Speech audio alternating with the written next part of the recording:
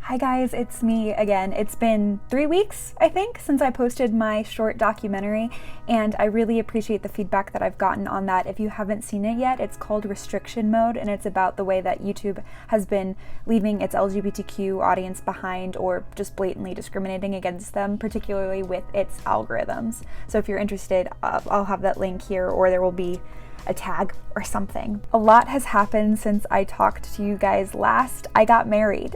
Tony is my husband now, and we got together in October of 2013 initially, and it's so cool. It's been over a year in the making. Tony likes to joke that we have been engaged, or we were engaged for 399 days. If he had proposed 1 day sooner, it would have been a 400-day engagement. It's been such a blast doing all of the tiny detail stuff for the wedding. That was the part about planning the whole thing, other than actually getting to marry the love of my life.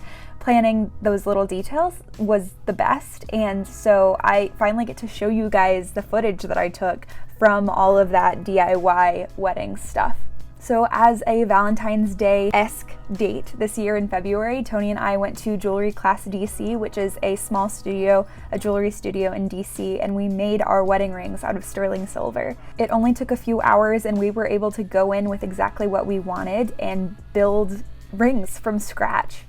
Well, I guess not from scratch, because we didn't technically make the silver ourselves. Our teacher told us that it was ethically sourced silver, and my engagement ring is a Brilliant Earth ring. I'll put close-ups of it from here, and so I wanted a ring that complemented it, but I wasn't a huge fan of the other Brilliant Earth rings that were designed to go with it. So Tony didn't have a hard time shaping my ring at all, because it was like thin material. I have weird short fingers, and so thick silver just would not have looked good. So he didn't really have that hard of a time at all. I think the hardest thing was sawing through it initially for him, and then trying to get the shape right so that it would not just be a regular circular band, but that it would actually have a little bit of a hump in it in order to hold my engagement ring nicely within it. We're going to fit that in there.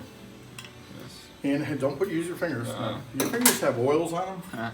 So what we want to do, let me help you. Go ahead and you pull that open again for me. There we go.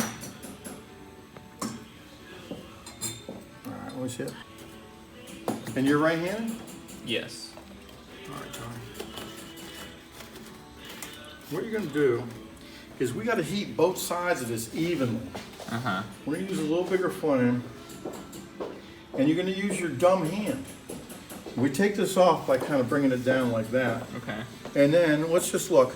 We want to heat both sides evenly. You get your torch here. How smart does this hand have to be to tip that in there? Doesn't have to be too smart, right? No. You may never make jewelry again, but we always want to learn the right way. And holding your strong hand free would help in more advanced jewelry making. We had to flux the rings together after they were cut with fires in order to close off the ring, and that was the most fun part. We had to take a little piece of flux and very carefully dip the flame onto it using our dumb hand, or for both of us, our left hand. From the metal. This big cone can be in the metal. Okay. Okay, and you want to heat the meat of it, so you're going to tilt it down just like that. Okay? Okay. When I say good, that means get the flame out of there. Okay. We're watching for that solder to flow. Once it flows, I'm going to say good, and you move the flame. Okay. So go for it. Remember, about 1/8 of an inch away, like that. Oh, Tony almost set us on fire. I'll let you just watch that. Getting ready to go. Go, good. Bam. all right. Cool. Okay. Now, let's let that cool. Turn the oxygen off to the right. Nope. Nope. The other one. To the right. Yeah. Okay. The other right. I've never been in danger of being lit on fire before. I'm afraid. I usually make jokes about the students torching each other, but. Now, Tony's silver for his ring, so the silver that I had to work with, was so thick because he chose such a heavyweight silver. And so it took ages, and I needed a lot of help. But even though sawing through it was really, really tough, and shaping it was difficult, the hammering afterwards was so much fun. And I love when I look at the close-up of Tony's ring, I know that I put each of those dents into that ring. And it's a really cool modern look. Now it's going to be hot. Okay. So just let it sit down. Do I put it on the Yeah, thing? just drop it there. No, you can take it out of there. And let's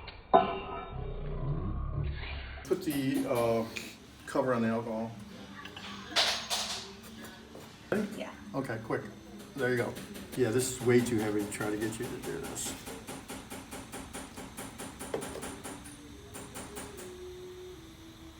And you're gonna need a much bigger flame. We're gonna do, what's a honking ring, man? So there you go. We're gonna go ahead and remember what he did. The inner cone is the hot part, right? You're gonna be 1/8 of an inch away. Imagine this is the inner cone. You're gonna be in here heating front to back halfway Right. and right at the seam. Okay. Both sides have to be the same temp, so you gotta be nice and even, okay? And when I say good, what does that mean? Stop. Pull it back. Get the fuck out of the Yeah. Okay. Technically, the teacher was supposed to use the word go in order to get us to actually take the fire off of the ring. When it was my turn, I probably wouldn't have listened to him regardless, even if he had used the right word, but he just said good or like stop or something. So I was listening for a particular word, probably wouldn't have paid that much attention or like finished it anyway because I was so excited to see the fire. But yeah, it didn't go over well. We don't want to move it. A little closer, remember? Getting ready to go. There it goes. Good. Good. Everything ended up fine, but I was a little embarrassed that it took me a second to pull the fire off of the ring.